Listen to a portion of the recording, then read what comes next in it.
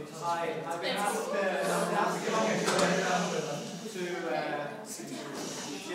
Jenny asked me to come and talk about art, the art that I'm doing, and the work I'm doing here in Florence. So essentially, just to introduce myself, I'm Dony Mac Manus. I'm a sculptor from Dublin. I have essentially worked on secular and secular art and religious art over the last few years. And at the moment I'm starting a school of sacred art here in France. And I've been asked by Jenny to talk about essentially what I'm doing. I have a number of images which I can go through with you, and essentially the images will lead the talk. And I just explain what's in each image. As we go through, you'll get an idea of what I'm about, and feel free to ask any questions during the talk or after. So the first thing is that this here is a photograph of my studio, which was in San Marco, Florence. Just on Piazza San Marco. You're only here a month, isn't that right? Or you've only been here a week so far, right? So 2 days. Right. So anyway, you'll get to know San Marco. San Marco is one of the main centres of France, and one of the most important centres of Christian art history. That's where Beato Angelico used to have a studio, and this was his studio, which I was in for 2 years. And he was made blessed by Pope John Paul II, and then he was made universal patron of the artists. So a very important guy, and a great inspiration for me and for the program which I'm starting. Actually started last night. I got funding last night for the program, so basically today's his birthday. So this year's school. It'll be easy to remember his birthday because it's St. Blaise, so you have the candles, birthday, very easy to remember. So this is the studio, and what I do in the studio essentially is I work on drawing and anatomy, and I'll explain drawing, anatomy, and sculpture. And I'll explain that as we go through. There's more detailed photographs later on. This is St. Joseph and the Child Jesus, which I did in Dublin about 2007, and that St. Joseph and the Child Jesus is in Florida. It was commissioned by a lady for a church in Florida. And it just gives you an idea of what it's like to work with the sculpture. She asked me to change the head 5 times, and that took about 6 months of more work to keep changing the head. I reverted to the original head at the 5th time, and she said, yes, perfect. So I said nothing, and I said, okay, let's go, let's move on. Because I didn't want to say that was the original head. She would probably ask me to do it again. So that's what you have to deal with.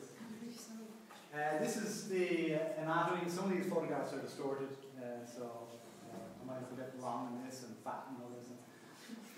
This one here, it gives you an idea of what we do in 3-dimensional anatomy. So we teach anatomy through drawing and sculpture. First of all, we make the skeletal form exactly in millimeter accuracy, and then we apply origin and insertion of each muscle and bone, or each muscle on top of the bones.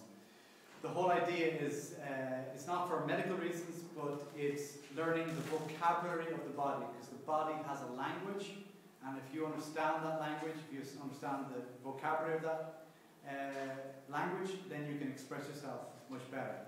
So obviously if you want to learn Italian, you've got to learn vocabulary. The more vocabulary you understand, the better you communicate.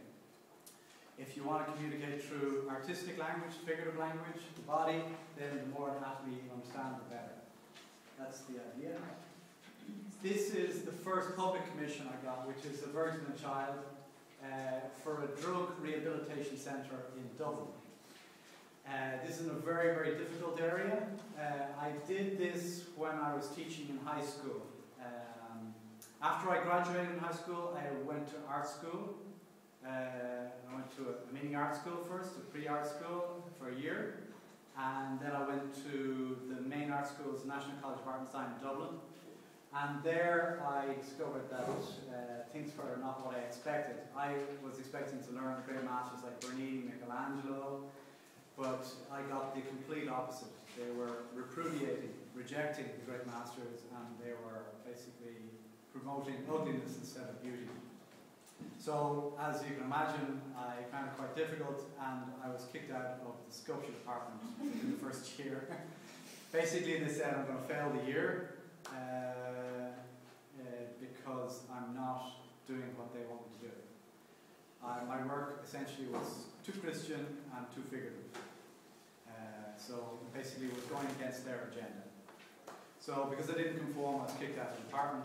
I saw the writing on the wall, changed the department, and then did finish my degree in craft design, where I learned silversmithing and goldsmithing.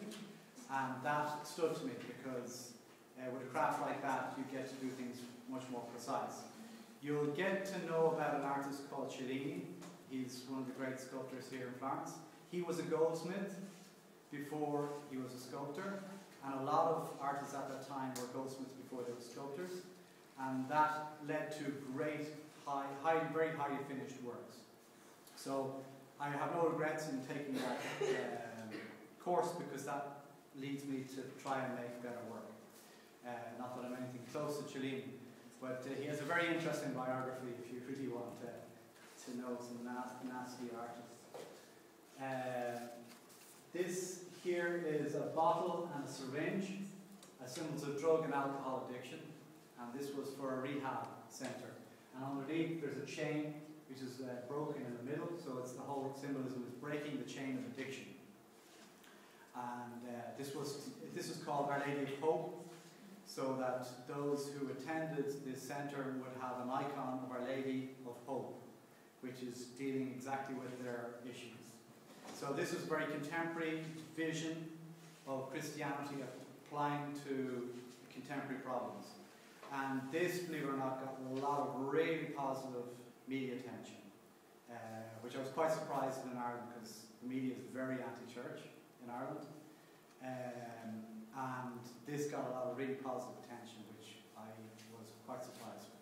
This got the cover of all the